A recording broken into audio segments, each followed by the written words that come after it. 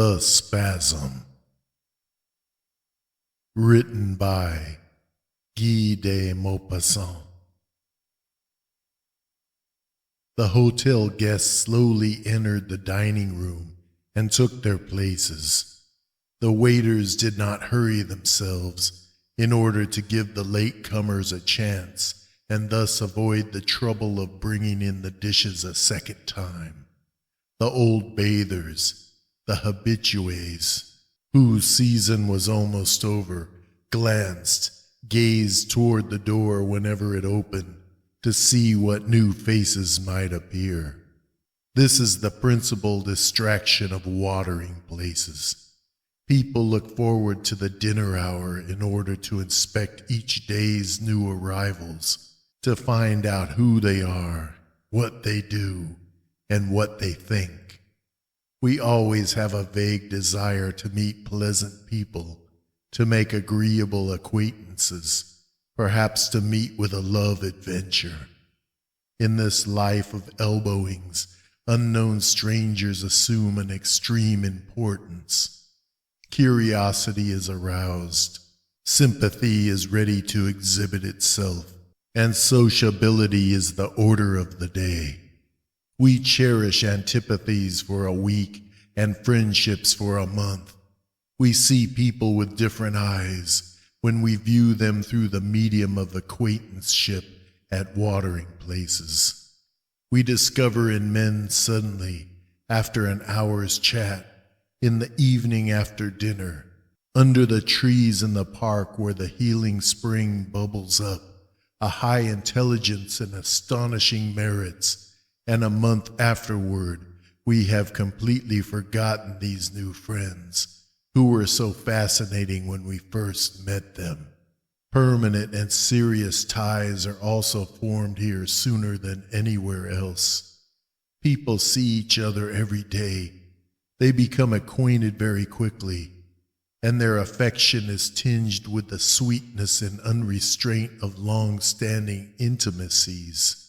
We cherish in after years the dear and tender memories of those first hours of friendship, the memory of those first conversations in which a soul was unveiled, of those first glances which interrogate and respond to questions and secret thoughts which the mouth has not as yet uttered, the memory of that first cordial confidence, the memory of that delightful sensation of opening our hearts to those who seem to open theirs to us in return, and the melancholy of watering places, the monotony of days that are all alike, proves hourly an incentive to this heart expansion. Well, this evening, as on every other evening, we awaited the appearance of strange faces.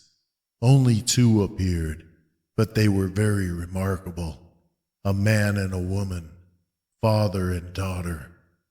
They immediately reminded me of some of Edgar Poe's characters, and yet there was about them a charm, the charm associated with misfortune. I looked upon them as the victims of fate. The man was very tall and thin, rather stooped, with perfectly white hair, too white for his comparatively youthful physiognomy, and there was in his bearing and in his person that austerity peculiar to Protestants. The daughter, who was probably 24 or 25, was small in stature, and was also very thin, very pale, and she had the air of one who was worn out with utter lassitude. We meet people like this from time to time, who seem too weak for the tasks and the needs of daily life, too weak to move about, to walk, to do all that we do every day. She was rather pretty, with a transparent, spiritual beauty, and she ate with extreme slowness, as if she were almost incapable of moving her arms. It must have been she, assuredly, who had come to take the waters. They sat facing me, on the opposite side of the table, and I at once noticed that the father had a very singular, nervous twitching. Every time he wanted to reach an object, his hand described a sort of zigzag before it succeeded in reaching what it was in search of. And after a little while, this movement annoyed me so that I turned aside my head in order not to see it. I noticed, too, that the young girl, during meals, wore a glove on her left hand. After dinner, I went for a stroll in the park of the bathing establishment. This led toward the little Auvergne station of Châtel-Guyon, hidden in a gorge at the foot of the high mountain, from which flowed so many boiling springs, arising from the deep bed of extinct volcanoes. Over yonder, above our heads, the domes of extinct craters lifted their ragged peaks above the rest in the long mountain chain, for Châtel-Guyon is situated at the entrance to the land of mountain domes. Beyond it stretches out the region of peaks, and, farther on again, the region of precipitous summits. The Puy des Dômes is the highest of the domes. The peak of Sancy is the loftiest of the peaks, and Cantal is the most precipitous of these mountain heights. It was a very warm evening, and I was walking up and down a shady path, listening to the opening strains of the casino band, which was playing on an elevation overlooking the park, and I saw the father and the daughter advancing slowly in my direction. I bowed as one bows to one's hotel companions at a watering place, and the man, coming to a sudden halt, said to me, "Could you not, monsieur, tell us of a nice walk to take, short, pretty, and not steep, and pardon my troubling you?" I offered to show them the way toward the valley through which the little river flowed, a deep valley forming a gorge between two tall, craggy, wooded slopes. They gladly accepted my offer, and we talked, naturally, about the virtue of the waters. "Oh," he said, "my daughter has a strange malady, the seat of which is unknown. She suffers from incomprehensible nervous attacks. At one time the doctors think she has an attack of heart disease. At another time they imagine it is some affection of the liver, and at another they declare it to be a disease of the spine. Today this protean malady, that assumes 1,000 forms and 1,000 modes of attack, is attributed to the stomach, which is the great cauldron and regulator of the body. This is why we have come here. For my part, I am rather inclined to think it is the nerves. In any case, it is very sad." Immediately the remembrance of the violent spasmodic movement of his hand came back to my mind, and I asked him, "But is this not the result of heredity? Are not your own nerves somewhat affected?" He replied calmly, "Mine? Oh no, my nerves have always been very steady." Then suddenly, after a pause, he went on, "Ah, you were alluding to the jerking movement of my hand every time I try to reach for anything? This arises from a terrible experience which I had. Just imagine, this daughter of mine was actually buried alive. I could only utter, 'Ah,' so great were my astonishment and emotion." He continued, "Here is the story. It is simple. Juliet had been subject for some time to serious attacks of the heart. We believed that she had disease of that organ, and were prepared for the worst. One day she was carried into the house cold, lifeless, dead.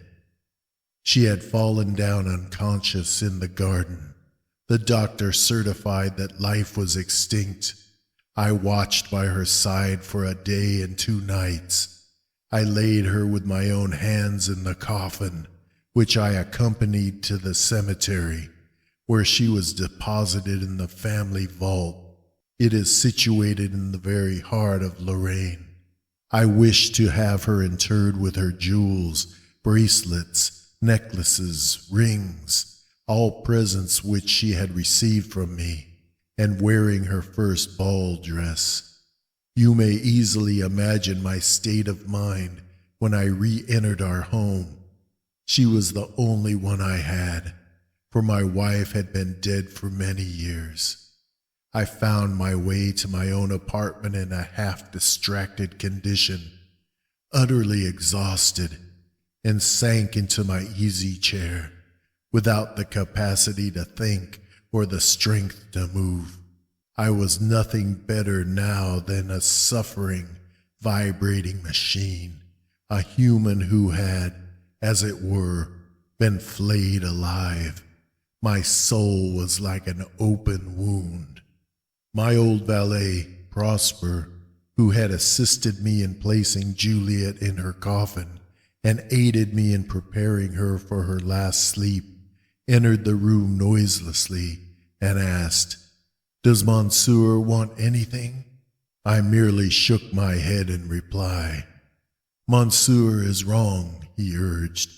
"He will injure his health. Would Monsieur like me to put him to bed?" I answered, "No, let me alone." And he left the room. I know not how many hours slipped away.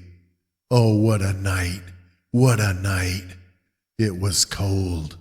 My fire had died out in the huge grate, and the wind, the winter wind, an icy wind, a winter hurricane, blew with a regular, sinister noise against the windows. How many hours slipped away?